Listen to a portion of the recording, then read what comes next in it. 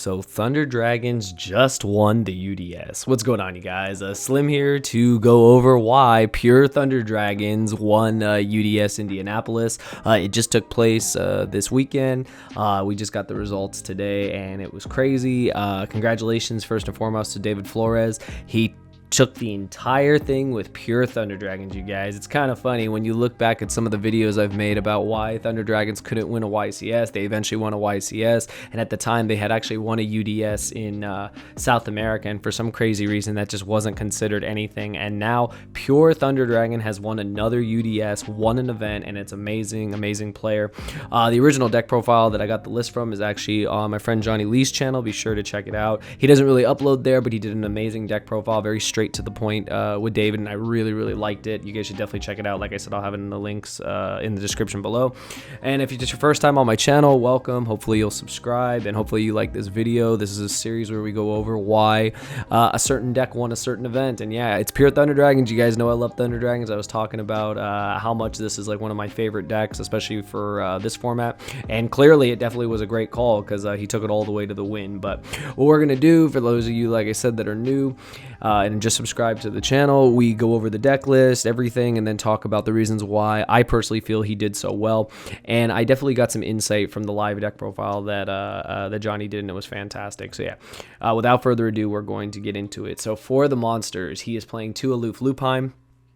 This card is really solid. If you guys paid attention to the world decks, most of the Europeans that played this deck, they all played Aloof Lupine. They actually did not play Solar. This card was just really good because, you know, it does get your stuff going. It is a lure target at worst, and it just helps you like progress, especially when you're opening this with like a Dark or with a Dragon Dark or a Dragon Roar. It just really gets your combos going. So this card's really solid.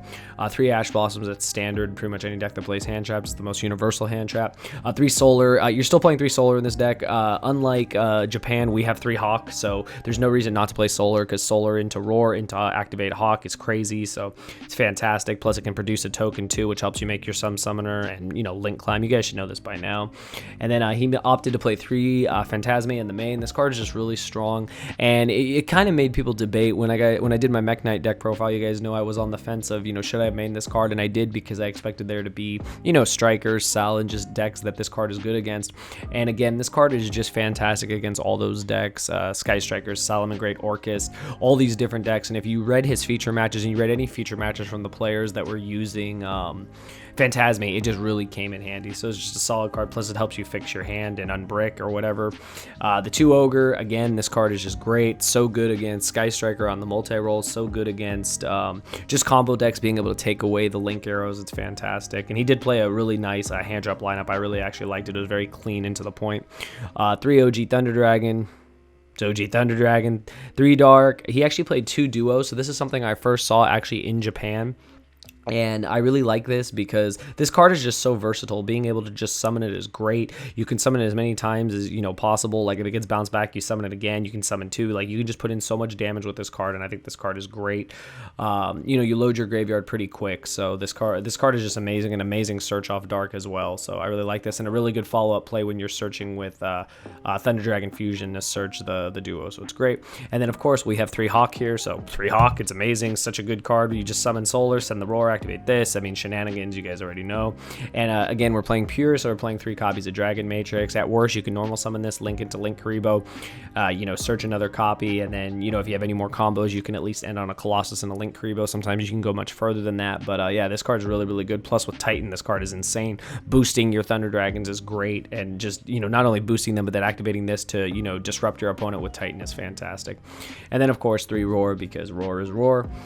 To the spells, very clean spell lineup. It's just 3 Allure of Darkness. It's turboing through the deck. You play a lot of darks. Catching a Roar or a Dark with this is amazing. At worst, like I said, you do have Aloof Lupine, plus you also have Phantasme, so if you open multiple, you can actually allure one away, you know, get to a more consistent hand, a more playable hand. So fantastic. It's like one of the best cards in the deck. The 1 Gold Sark, it's a bomb. You have to play it. The 2 copies of Thunder Dragon Fusion. This is another reason why I really liked pure Thunder Dragon to begin with, is just this card is so amazing making Titan, so amazing. It can even make regular regular Colossus, depending on the situation, and its follow-up play with this card is nuts. Being able to search by banishing it is fantastic. The 1 Upstart Goblin, because 39 cards, and 3 Impermanents, because again, another really, really good hand trap. And everyone always says, you know, Impermanence conflicts with Phantasme. If you watch, again, read the feature matches, it does not if you know what you're doing. It's really cool reading those feature matches and just watching like how, you know, much Impermanence shut down people, and then even after you Impermanence, if they still link summon a link, you're able to go into Phantasme too, which is crazy. So that's nuts. But that's it for the main deck. It was a clean 40 cards. His side deck, he played 2 copies of DD Crow and 2 copies of Gnome Material. Both of these cards are very solid against Salamangreat. No Material is great against Orcus, you know, combo decks, etc. Its decks are just really solid in general.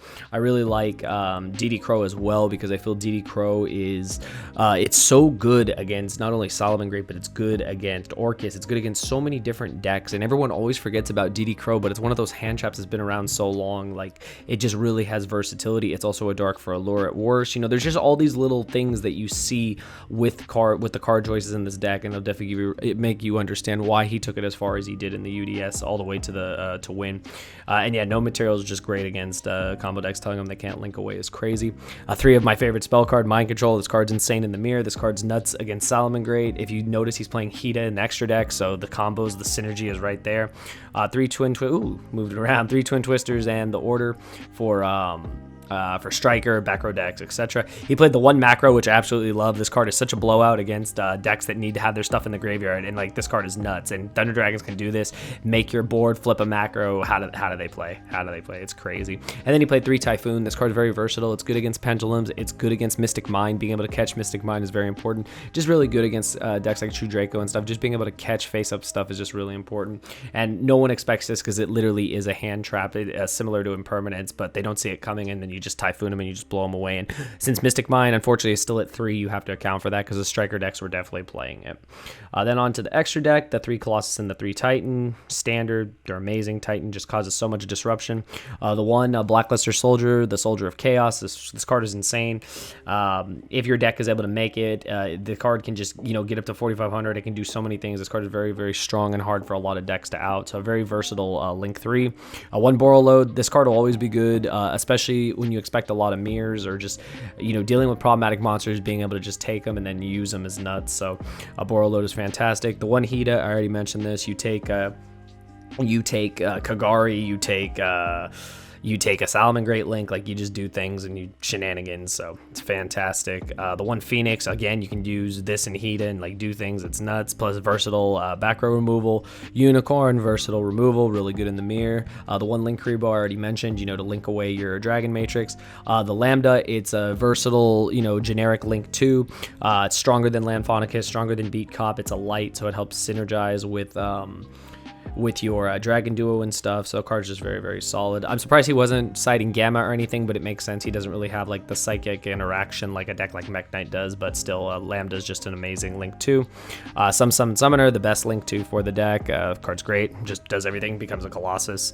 And the 1 Wee Witch, because it will boost all your darks by 500, make your opponent's light monsters lose 400. Plus, if it goes to the graveyard, you can fetch back a dark monster, so it's amazing. But yeah, that is the main, the side, and the extra. Very, very clean, very straight to the point. And the main reason of the video is, why do I feel this deck won the UDS? Now, the UDS, you guys have to understand, is one of the hardest events of the year.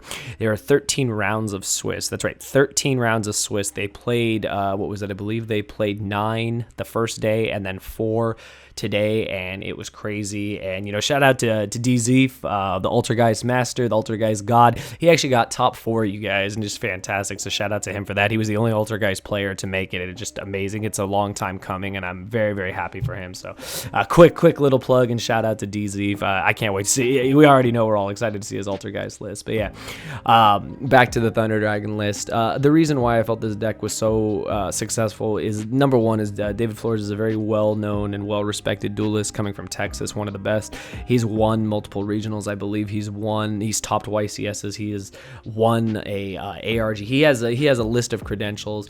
He's someone that I've always recognized in the game over the years from the Texas players. I know he was always someone that was mentioned to me, and he's just someone that we all know is just very, very successful at the game, has just a very good mindset, very good work ethic when it comes to preparing for events. And again, if you watch Johnny Lee's video that he did, he talks to him about stuff stuff, and he really knew his interactions against decks. He asked him about the finals, and he knew where to ogre, he knew where to ash, he knew how the deck worked. He played against a crazy like 50, I think it was 55 card warrior Orcus wombo combo crazy deck, and you know, he knew how that deck worked, and he was able to capitalize off that knowledge, and that I think was a huge factor. He was a very, you know, very knowledgeable on, you know, the decks of the format, knowing where to interact with your hand traps, knowing what will shut down the deck, and, you know, of course, that's going to bring you success, and especially in a very long, very grinding tournament, that will always be one of the best things you can have going for you.